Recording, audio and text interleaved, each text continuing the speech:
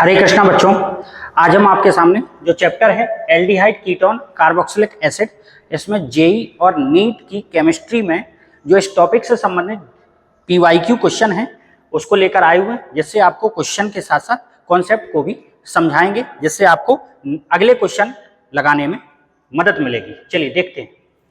ये क्वेश्चन है यौगिक ए से D, A B C D, ये चार ऑप्शन है, ये चार यौगिक दिए गए हैं ए बी सी डी।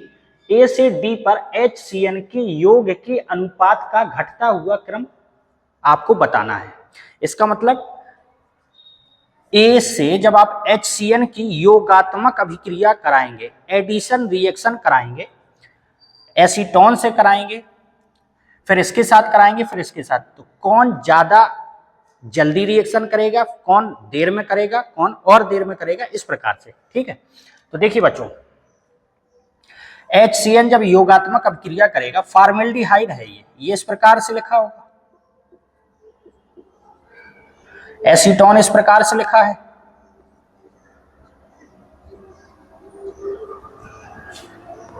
CO ये फेनिल समूह लगा हुआ है, फेनिल आप C6H5 लिख सकते हैं, CH3 और C6H5 का मतलब इस प्रकार से ये बेंजीन रिंग होगी। ठीक है, PH का मतलब, इसमें CO यहां PH मतलब बेंजीन रिंग और यहां भी PH बेंजीन रिंग। ठीक है, ठीक। HCN जब रिएक्शन करेगा तो HCN H plus CN minus, ये रिएक्शन न्यूक्लियोफिलिक रिएक्शन होती है, न्यूक्लियोफाइल। ठीक है, अब आप एक तो जब जेई नीट के बारे में पढ़ रहे हैं तो इतना जानते होंगे, फिर भी हम आपको बता दें, न्यूक्लियोफाइल या न्यूक्लियोफिलिक या इसी को कहते हैं नाभिक स्नेही। नाभिक से जो स्नेह करे, नाभिक के ऊपर कौन सा चार्ज रहता है? प्लस। प्लस से कौन स्नेह करेगा? माइनस। तो नाभिक स्नेही कौन होगा? माइनस वाला। भाई नाभिक स्नेही उसी को कहते हैं न्यूक्लियोफाइल। तो न्यूक्लियोफाइल का मतलब प्लस से जो स्नेह करे, प्लस से कौन स्नेह करेगा? माइनस वाला। तो ये जो माइनस वाला है इसको आप कहते हैं, ये है बच्चों न्यूक्लियोफाइल।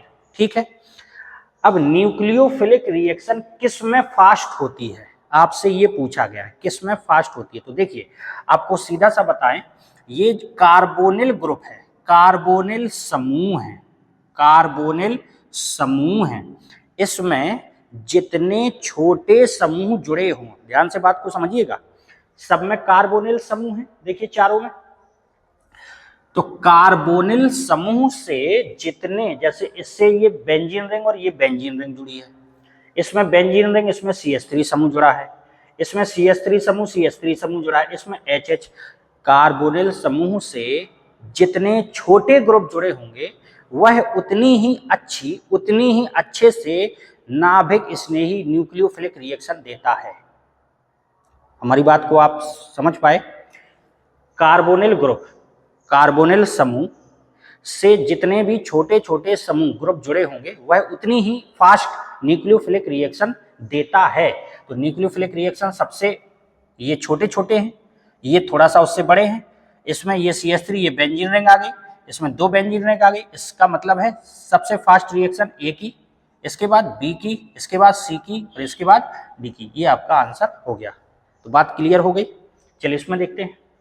इसमें कहता है अभिक्रिया की दर, रेट ऑफ रिएक्शन फास्ट होगी, तीव्र होगी, जब Z क्या होगा, ये जो Z लगा हुआ है ये क्या होगा। तो आपसे कह रहा है RC डबल बॉन्ड O, ये Z है।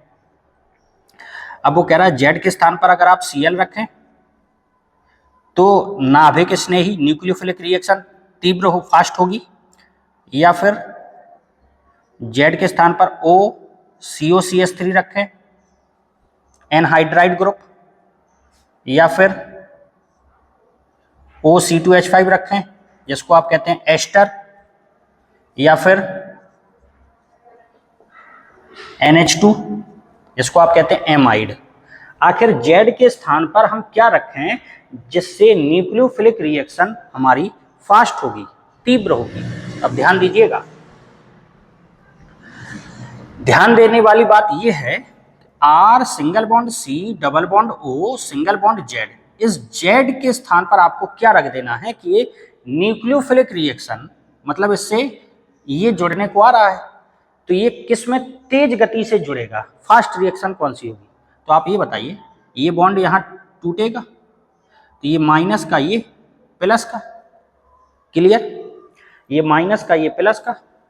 अब ये यहां पर आके जुड़ेगा, ये माइनस है प्लस के पास आके जुड़ेगा, तो यहां जितना ज्यादा प्लस होगा उतने ही अच्छे से ये यहां पे आके जुड़ जाएगा तीव्र गति से। तो यहां जितना ज्यादा प्लस होगा, जितना ज्यादा प्लस होगा, मतलब प्लस का मतलब क्या है बच्चों, इलेक्ट्रॉनों की कमी, जितनी ज्यादा यहां इलेक्ट्रॉनों की कमी होगी उतनी स्पीड में आके ये जुड़ जाएगा। अब आप यहां देखिए, ये जो Cl है, Cl आपको पता है ये -I प्रभाव भी दर्शाता है, इंडक्टिव इफेक्ट प्रेरणिक प्रभाव, और +M प्रभाव भी दर्शाता है, +M प्रभाव भी दर्शाता है, ठीक है। लेकिन ये हैलोजन I प्रभाव भी दर्शाते हैं और मेसोमेरिक M प्रभाव भी दर्शाते हैं, M प्रभाव भी दर्शाते हैं। लेकिन हैलोजनों के लिए I प्रभाव इफेक्टिव होता है, प्रभावी ज्यादा होता है, मतलब हैलोजनों के लिए सभी में M प्रभाव ज्यादा प्रभावी होता है, लेकिन हैलोजनों की बात करें तो इसमें प्रेरणिक प्रभाव ज्यादा प्रभावी होता है, ज्यादा स्ट्रॉन्ग होता है प्रेरणिक प्रभाव। इसका मतलब क्या है, अब आप यहां से समझिएगा, अगर हम यहाँ पर ये बॉन्ड तोड़ते हैं तो ये माइनस का आया, ये प्लस का आया, और -Cl -I प्रभाव दर्शा रहा, इसका मतलब Cl की विशेषता है इलेक्ट्रॉन को अपनी तरफ खींचने की, Cl इलेक्ट्रॉन को अपनी तरफ खींचेगा, तो जब अपनी तरफ खींचेगा तो इस पर प्लस और बढ़ेगा, भाई इसके पास जो इलेक्ट्रॉन है ये और अपनी तरफ खींच रहा है, जब और अपनी तरफ खींच रहा है तो इलेक्ट्रॉन खींच रहा है, और इसका मतलब है यहाँ प्लस का मतलब इलेक्ट्रॉनों की कमी, और ये और इलेक्ट्रॉनों को खींच रहा है तो इसका मतलब इसके पास इलेक्ट्रॉनों की और कमी हो जाएगी, क्लियर हुआ। यहाँ देखिए, ये माइनस, ये प्लस, ये इनके पास लोन पेयर है, ये कौन सा प्रभाव दर्शाएंगे, +M प्रभाव। इसका मतलब ये यहाँ आएंगे, ये यहाँ आएंगे तो इसका प्लस कम होगा, और जोड़ना कौन जा रहा है, चाह रहा है माइनस वाला जुड़ना चाह रहा है, तो इसका मतलब जब ये यहाँ पे यही इसको लोन पेयर दे रहे हैं, इसका मतलब इसका प्लस कम हो रहा है तो वो देर से जुड़ेगा। यहाँ ये क्या कर रहा है, Cl इलेक्ट्रॉन को खींच रहा है, तो इलेक्ट्रॉन को खींच रहा है तो इसका प्लस मतलब इस पर इलेक्ट्रॉनों की और कमी हो जाएगी, बात समझ में आ रही ना, इस पर इलेक्ट्रॉनों की और कमी हो जाएगी, और वो इलेक्ट्रॉन लेकर आ रहा है न्यूक्लियोफाइल, तो आसानी से यहाँ जुड़ जाएगा। यहाँ देखिए, यहाँ भी लोन पेयर है, तो ये यहाँ उतरेंगे, ये माइनस, ये प्लस, तो ये इलेक्ट्रॉनों की कमी को यहाँ धीरे धीरे पूरा करेंगे, बात क्लियर हो गई।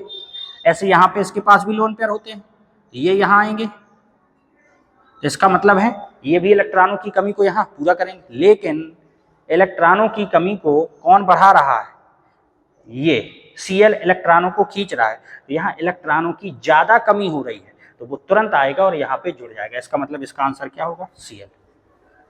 कॉन्सेप्ट आपको क्लियर हुआ, ठीक। इस रिएक्शन को देखिए, इस रिएक्शन में ये रिएक्शन करा रहा है और 4 विकल्प में कौन सा आपका आंसर सही है, तो आइए देखते हैं। सबसे पहले इसमें ये बॉन्ड टूटा, ये माइनस का, और ये जो कार्बन है इधर ये प्लस का, तो हमने जोड़ा C2H5CH, देखिए C2H5CH, C पर है प्लस, C पर है प्लस और O पर है माइनस, O पर है माइनस, तो इससे जुड़ा जाएगा K और C से जुड़ेगा Cn। इतनी बात क्लियर हो गई। H2SO4 है, मतलब इससे क्या मिलेगा आपको, H+। जैसे ही H+ मिलेगा तो आप K को हटा देंगे और H को जोड़ देंगे, तो ये C2H5CHOH, यहाँ पे Cn। दूसरे में कह रहा है कि आप लिथियम एल्यूमिनियम हाइड्राइड द्वारा इसका रिडक्शन करा दीजिए, अपचयन करा दीजिए, तो जब हम इसका अपचयन कराएंगे, रिडक्शन कराएंगे LiAlH4 लिथियम एल्यूमिनियम हाइड्राइड। तो ये जो Cn है ये किस में कन्वर्ट हो जाएगा, CH2NH2 में। तो C2H5CHOH Cn बदल जाएगा CH2NH2 में, CH2NH2 में। अब आप देख लीजिए कौन सा आपका विकल्प सही हो रहा है।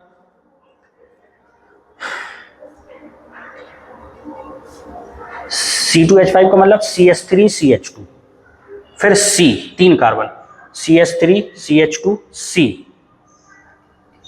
यहां तक आ गए। CH इससे जुड़ा है OH और CH2NH2, यही विकल्प सही हो गया। आप इसको देखें, C2H5 CHOH, ये बीच में NH आ रहा है, बीच में कहाँ NH है, ये तो साइड में है, तो ये तो बिल्कुल से गलत हो गया। यहाँ Cn लगा हुआ है, यहाँ NH2, इसको देख लें,